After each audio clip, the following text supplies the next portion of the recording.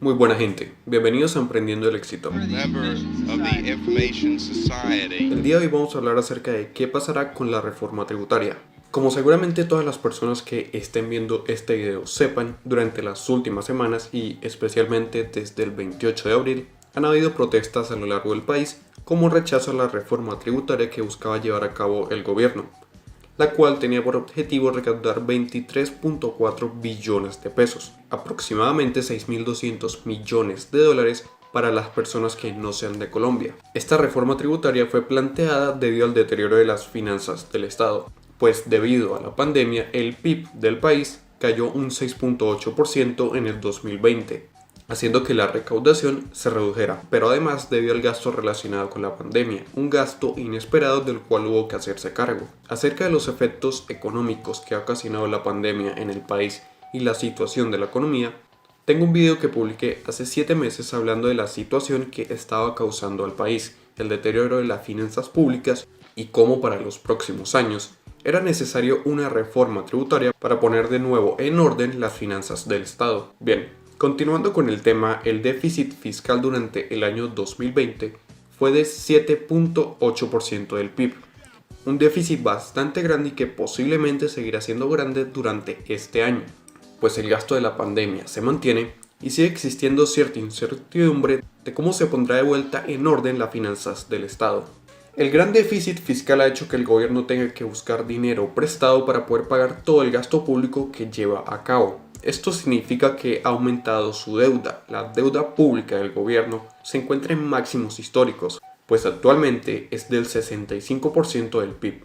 La medición de la deuda no solo ha aumentado debido a que la cantidad total de dinero que se debe es mayor, sino que también al caer el PIB, el porcentaje que representa la deuda sobre el PIB va a ser mayor. De hecho, debido al incremento de la deuda, el monto a pagar correspondiente al pago de esa deuda en el 2021 va a ser de 70 billones de pesos, teniendo un incremento de casi 20% respecto al año anterior, que fue de 59 billones de pesos. Si miramos el presupuesto general de la nación aprobado para este año, que será de 313 billones de pesos, nos damos cuenta que el pago de la deuda es el mayor gasto del gobierno, ya que representa el 22% de este presupuesto. El panorama de la deuda pública de Colombia durante los últimos años es que esta ha venido aumentando desde el año 2009, cuando era del 35,4% del PIB, hasta los niveles actuales del 65% del PIB. Ciertamente, si la gestión de los anteriores gobiernos hubiera sido mejor y la deuda se hubiera controlado más, posiblemente la situación del país no fuera tan complicada. Algo bastante cuestionable que suelen hacer los estados cuando tienen necesidades de liquidez es llevar a cabo la venta de activos. Esto, dependiendo del punto de vista que se mire, puede ser bueno o malo. Bueno porque da a la nación los recursos que necesita en el corto plazo, pero malo porque sacrifica ingresos provenientes de esos activos para los años futuros. Ahora centrémonos en las propuestas existentes para la reforma tributaria que debe presentar próximamente el nuevo ministro de Hacienda. El nuevo ministro de Hacienda, José Manuel Restrepo, deberá diseñar la nueva reforma tributaria que tendría por objetivo recaudar la suma de 14 billones de pesos. En la nueva reforma tributaria se espera que el IVA siga siendo el mismo. Asimismo, las personas que actualmente no pagan impuestos sobre la renta no lo pagarán con el nuevo proyecto. El ministro ha dicho que la nueva reforma se enfocará sobre las personas y empresas que mejor librados han salido de la crisis económica.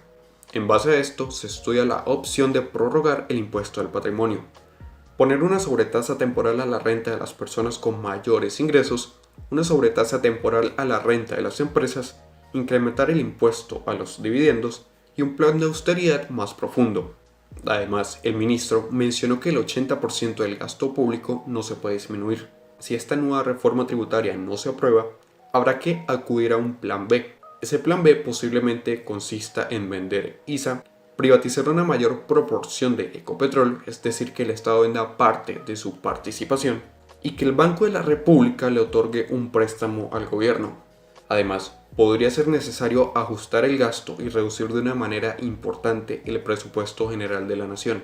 De acuerdo al ministro de Hacienda, los focos en los que se enfoca la reforma tributaria son dos: las necesidades sociales y las fuentes de financiamiento. los programas sociales que está llevando a cabo el Estado está bien como una medida temporal para ayudar a las personas de más bajos recursos. Durante el año pasado la pobreza incrementó hasta el 42,5% de la población, representando 21 millones de personas. Claramente para muchas personas esas ayudas serán de gran utilidad y serán un apoyo para que puedan recuperarse de la crisis económica.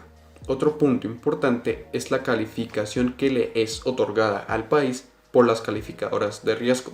Este aspecto está siendo muy tenido en cuenta por la nueva reforma, pues si llega a haber un deterioro en la calificación de riesgo del país, los intereses de la deuda pueden aumentar y conseguir crédito por parte del gobierno será mucho más difícil.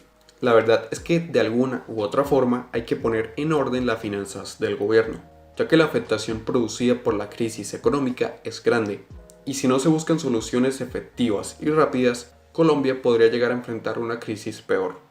El gran descontento que ha ocasionado la reforma tributaria en el país es causado principalmente por el sentimiento de los ciudadanos de que los recursos del Estado no son adecuadamente administrados y de que una considerable parte de ellos se pierden debido a la corrupción.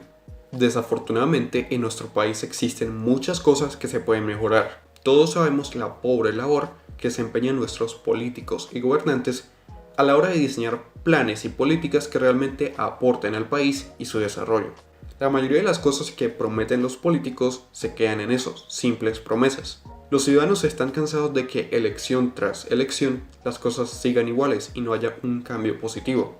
Los gobernantes de nuestro país han venido tomando decisiones año tras año que simplemente buscan su propio bienestar y no tienen en cuenta las propuestas por las que fueron elegidos para representar a los ciudadanos. Cosas como que, por ejemplo, los congresistas y senadores tengan altos salarios, pero su desempeño deje mucho por desear, no hacen nada más que aumentar la insatisfacción de los ciudadanos con los gobernantes. En nuestro país existe una gran pobreza, gran inseguridad, la infraestructura está en mal estado, los peajes son caros y las carreteras están en pésimo estado, la injusticia es un gran problema que enfrenta nuestra sociedad. Son muchos los problemas que existen en nuestro país, en las que la labor del Estado parece inexistente. Por ello, el gran descontento de los ciudadanos con esta reforma. Si al menos los recursos fueran bien administrados y observáramos un progreso en el país, seguramente la reforma tributaria hubiera sido recibida de una forma diferente. Pero es el sentimiento de que las cosas no están bien y podrían empeorar lo que causa gran rechazo en la población sobre las medidas que toma el gobierno. Y bueno gente, eso ha sido todo por hoy, espero que les haya gustado.